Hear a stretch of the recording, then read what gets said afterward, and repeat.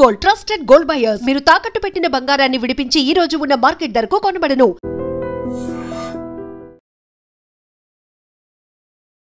Big breaking ఇది. Actually మీరు చూస్తోంది ఇప్పుడు బేగంపేట్ బస్ స్టాప్ ఎంత రద్దీగా ఉంటుందో మనకు తెలుసు. బేగంపేట్ పబ్లిక్ స్కూల్ దగ్గర ఒక భయంకరమైన యాక్సిడెంట్ అయితే జరిగింది. క్లియర్ కట్గా మనం చూడొచ్చు. ఈ మహీంద్రా థార్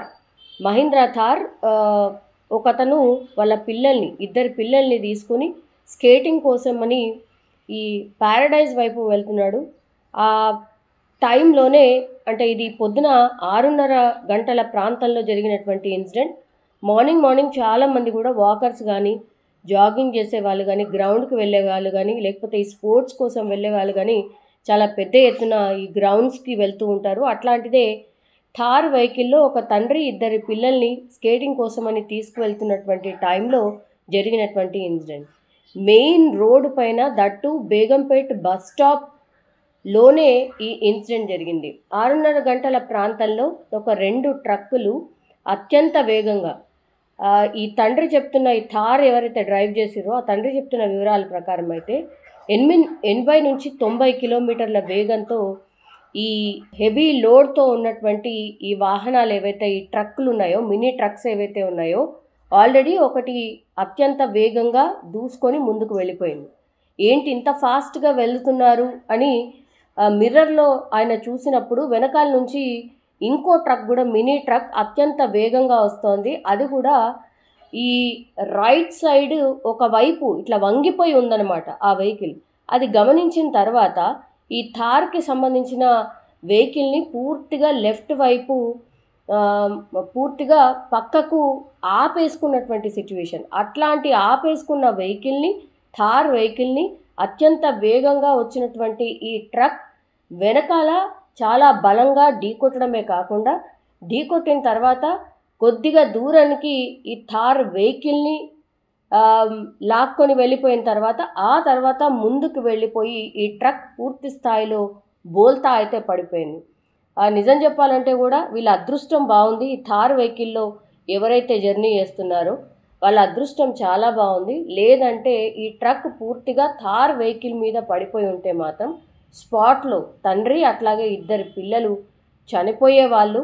అత్యంత భయానకమైనటువంటి సిచ్యువేషన్. మార్నింగ్ అవర్స్లో చాలామంది కూడా ఈ ఇన్సిడెంట్ని చూసిన వాళ్ళు ఒకటే చెప్తున్నారు, ఎవరైతే ఈ ట్రక్ని డ్రైవ్ చేస్తున్నారో 80 నుంచి 90 కిలోమీటర్ల వేగంగా వెళ్తోంది, అది కూడా 6:30 గంటల ప్రాంతంలో ఉంటే చాలామంది రద్దీగానే ఉంటుంది. మార్నింగ్ అవర్స్ అయినా కూడా కొంత మార్నింగ్ డ్యూటీ వెళ్ళే వాళ్ళు కానీ, అవసరాల కోసం వెళ్ళే వాళ్ళు కానీ ఈ బేగంపేట్ లాంటి మెయిన్ రోడ్స్ మీద కొంచెం బాగానే రద్దీ ఉంటుంది. అట్లాంటి టైంలో ఈ 2 ట్రక్కులు అత్యంత వేగంగా వెళ్తున్నటువంటి పరిస్థితిని చూసిన తర్వాత వీళ్ళు ఖచ్చితంగా తాగే డ్రైవ్ చేస్తున్నారు. అసలు వాళ్ళ వెహికల్ మీద నియంత్రణ లేదు వాళ్ళకి. తాగి డ్రైవ్ చేస్తున్నారు కాబట్టి ఇంత ర్యాష్గా వస్తున్నారు. అది గమనించి ఈ థార్ వెహికల్ని పక్కకు ఆపిండు కాబట్టి వాళ్ళ అదృష్టం బాగుంది, బయటపడ్డారు అనేటువంటిది అక్కడున్న వాళ్ళు చెప్తున్నటువంటి సిచ్యువేషన్. సో ఇట్లాంటి ఇన్సిడెంట్ చూసినప్పుడు మాత్రం నిజంగానే ఒక రకంగా భయం వేస్తోంది. బేగంపేట్ లాంటి ప్రాంతంలో, అది కూడా మార్నింగ్ అవర్స్లో ఇట్లా ఎన్నో వెహికల్స్ కూడా, యాక్చువల్లీ ఇవి మార్నింగ్ 6 వరకే సిటీ లోపలికి అలౌడ్ అయినా సరే ఇవి 6:30 గంటల ప్రాంతంలో కూడా సిటీ లోపల ఎట్లా తిరుగుతున్నాయనేది అతిపెద్ద ప్రశ్న. ఇప్పుడు వీళ్ళు మాత్రం ఒకటే చెప్తున్నారు, ఇట్లాంటి ట్రక్స్ని మేము చాలా చూస్తున్నాం, ఇట్లాంటి లారీస్ని చాలానే చూస్తున్నాం. పొద్దునని కాదు, అసలు మధ్యాహ్నం పూట కూడా ఇవి యథేచ్ఛగా తిరుగుతున్నాయి. పోలీస్ అఫీషియల్స్ వీటిని మీద దృష్టి పెట్టాలని కోరుతున్నటువంటి సిచ్యువేషన్. కానీ థార్ వెహికల్ అయితే వెనకాల భాగం నుజ్జు అయిపోయింది. అంటే జస్ట్ ఢీ కొట్టినందుకే నుజ్జు అయిపోతే, ఒకవేళ ఆ ట్రక్ మొత్తంగా కూడా థార్ వెహికల్ మీద పడిపోయి ఉంటే మాత్రం ఊహకి అందని విధంగా అత్యంత విషాదకరమైనటువంటి ఘటన అయితే జరిగేది. అదృష్టం బాగుంది కాబట్టి ఇందులో నుంచి ఇప్పుడు థార్లో ఎవరైతే ఇద్దరు పిల్లలు తండ్రి ప్రయాణిస్తున్నారో వాళ్ళు అదృష్టవశాత్తు అయితే బయటపడినటువంటి సిచ్యువేషన్. నిజంగా ప్రస్తుతం ఉన్నటువంటి సమాజం దేనికి ప్రయారిటీ ఇస్తుంది?